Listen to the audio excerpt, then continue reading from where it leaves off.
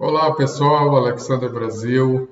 Vamos conversar hoje um pouco sobre geopolítica. Está acontecendo um monte de coisa estranha pelo mundo e é importante que a gente fique atento porque isso, logicamente, em dado momento, vai impactar aqui no Brasil. Hoje, como a gente não vai falar sobre as picadinhas, não vamos falar sobre o passaporte sanitário, é provável que esse vídeo não fique sendo censurado. Vamos falar um pouco sobre o que está acontecendo lá fora, sem tocar em assuntos aí proibidos pelas Big Techs. Então, acho que é importante a gente ressaltar aqui o que vem acontecendo pelo mundo, porque isso vai trazer sérios problemas para o Brasil. Nós vamos começar falando aqui sobre um ponto que está ali envolvendo a China e Taiwan. Essa situação que está acontecendo já vem ocorrendo antes da pandemia, quando a China incorporou Hong Kong.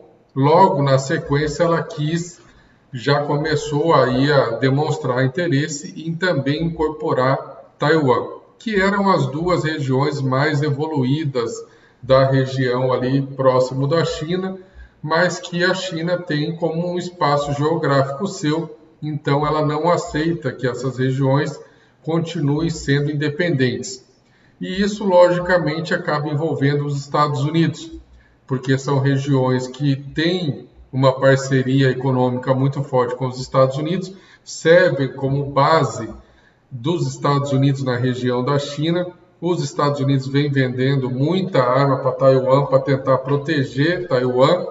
Só que é a mesma coisa se a gente for pensar a nível Brasil, Florianópolis, eu que estou em Florianópolis, seria uma luta como nós aqui de Florianópolis contra o resto do país. É muito complicado, lógico que na questão de Taiwan e China ainda é mais complicado ainda, porque o Brasil tem 200 milhões de habitantes e a China tem 1 bilhão.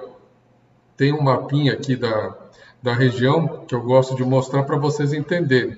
Né? Taiwan está aqui, a China, aquela coisa gigante que todos conhecem, Hong Kong, que já foi totalmente devastada pelo domínio agora chinês, era uma região extremamente próspera, aconteceu vários conflitos, vem acontecendo, mas as pessoas estão sumindo, né? Muitos relatos de que estão indo parar em centros de concentração de trabalho escravo, e logo que começou a haver manifestações nas ruas, eu fiz um vídeo lá atrás, de uma forma muito estranha, surgiu a pandemia e colocou todo mundo em lockdown e tirou as pessoas das ruas que estavam manifestando contra o governo chinês e contra o domínio imperialista chinês na região. Por fim, praticamente Hong Kong, como era, já não existe mais. E eles querem, porque querem também fazer o mesmo com Taiwan. Então, isso está atritando muito a China com os Estados Unidos, e a gente pode acabar tendo um cenário aí muito complicado se a China realmente resolver invadir Taiwan. Agora, uma outra situação que também está muito complicada é essa região que a gente vai falar aqui. O Irã, né, começou novamente com o apoio dos Estados Unidos a desenvolver a sua bomba nuclear, que ele sonha muito em ter, e Israel já falou que não vai aceitar. Esse aqui é o ex-ministro de Israel, que ele alerta ali para quem está no comando agora de Israel, dizendo que não vale a pena avisar os Estados Unidos sempre que for fazer um ataque ao Irã, e eles já planejam fazer inúmeros ataques ao Irã para destruir esses centros que estão desenvolvendo urânio para desenvolver a bomba nuclear, porque os Estados Unidos agora na mão dos democratas, assim como foi lá na época do Obama, eles acabam apoiando muitas vezes esse tipo de situação ali que envolve o Irã, estão financiando novamente algumas coisas do Irã, alegam que não é para isso, mas eles voltaram a dar dinheiro para o Irã.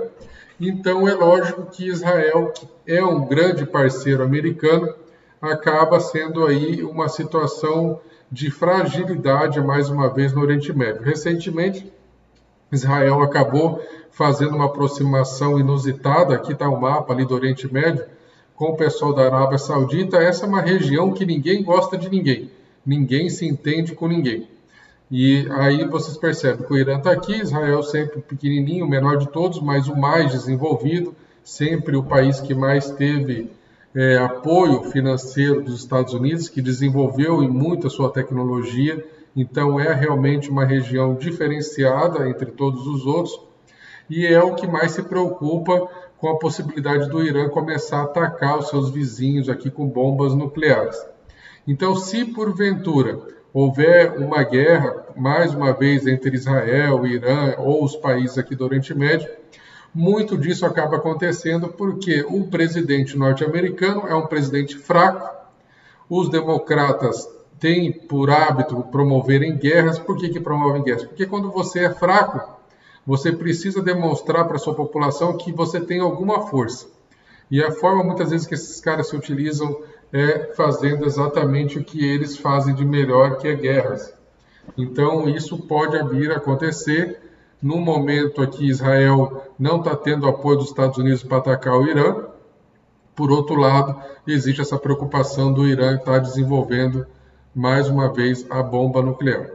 Tá? E agora nós vamos para outra parte, que é a terceira e talvez a mais complicada, que é a situação dos Estados Unidos com a Rússia. O que está acontecendo?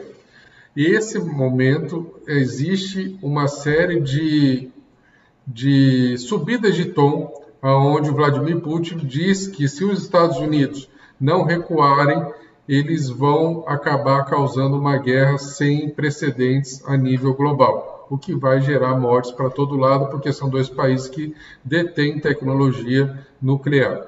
Então, essa situação é bem complexa, bem complicada, porque todo esse jogo está acontecendo, esse jogo de poder, por conta da Ucrânia. Né? A Rússia, que já incorporou a Crimeia, que era da Ucrânia, agora está dizendo que vai invadir a Ucrânia e vai incorporar a Ucrânia novamente ao seu território.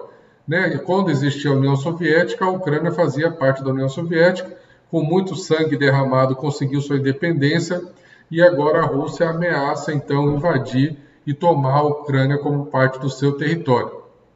O que está em jogo aqui é principalmente a questão petróleo, gás natural, minérios de modo geral, porque aqui é uma região muito rica em relação a tudo isso. Só que o que acontece, por que aqui é tão complexo? Acontece que o Putin é um dos poucos líderes mundial que tem lutado contra a nova ordem mundial. Ou seja, ele não faz parte desse grupo que está, através dessas doenças feitas em laboratório, esses vírus e todo esse contexto que vem sendo feito a nível global, o Putin não faz parte disso. Então, ele tem lutado como pode para tentar enfrentar essa questão da nova ordem mundial. Por outro lado, ao tentar fazer com que a Ucrânia volte a ser uma região da Rússia, ele acaba comprando uma briga que a gente não sabe exatamente como vai acontecer. E ao lado da Rússia está a China ali esperando para ver o que acontece primeiro. Porque na situação da China, que já tem um problema sério ali para resolver, que é Taiwan, eles podem simplesmente estar deixando o pipoco acontecer para ir lá e pegar Taiwan e ficar na dele. Se vier os Estados Unidos para cima, eles vão, logicamente, se aproveitar que a Rússia já está em linha de enfrentamento com os Estados Unidos e vão acabar se envolvendo de alguma forma nisso tudo. Então, a gente percebe, nesse momento, que existe alguns problemas aí centrais que está deixando o mundo em atrito. Tá? Se a gente falar da União Europeia, que não foi muito citada aqui, falamos do Oriente Médio, falamos da Rússia, dos Estados Unidos, da China, mas a União Europeia por si só já está vivendo um colapso ali em relação a questão do Reino Unido, que já saiu da União Europeia, a questão da pandemia, que eles não se entendem, a questão do passaporte sanitário, que está virando um problema muito sério da população se rebelando diariamente contra isso. Então, o que a gente percebe nesse momento é que o mundo está, infelizmente, caminhando para um colapso civilizatório. Principalmente porque alguns grupos de interesse querem patrolar por cima da maioria, que é a população que está atenta a tudo que está acontecendo, mas querem implantar a nova ordem mundial. E, por outro lado, esses ambientes hostis de possíveis guerras, uma vez declarado e dando início, a gente não sabe como pode terminar. Sabemos que, de modo geral, não vai terminar bem. Então, é importante a gente analisar tudo isso que está acontecendo. A gente vai aqui, eu prefiro estar trazendo para vocês aí, à medida que vai se desenrolando, mais detalhes sobre isso. Eu gosto muito de geopolítica, né? Antes de me formar em economia e direito, acabei me formando também em geografia. Então, acho que isso é interessante para todo mundo, até para a gente poder saber o que fazer caso realmente se inicie aí uma guerra que pode acabar rapidamente, envolvendo todo o planeta e não apenas os países que deram o início a esse momento de guerra e de conflito entre as suas nações. Então vamos acompanhar isso de perto. Espero que vocês de alguma forma se interessem também pelo assunto. Depois me escrevam aí o que vocês acham disso. Se vocês acreditam que a gente pode estar caminhando aí para uma guerra de fato bélica, porque nós já estamos em guerra desde que começou essa pandemia, que são guerras de narrativas, são guerras biológicas, e agora parece que o mundo caminha também para uma possibilidade de guerra, de infelizmente uma guerra bélica aí, de ver quem pode mais, chora menos, principalmente quando se envolve China, Rússia e Estados Unidos. Tá bom? Então, esse vídeo de hoje é sobre isso. Espero que gostem. Fiquem com Deus. Foi-se, ó.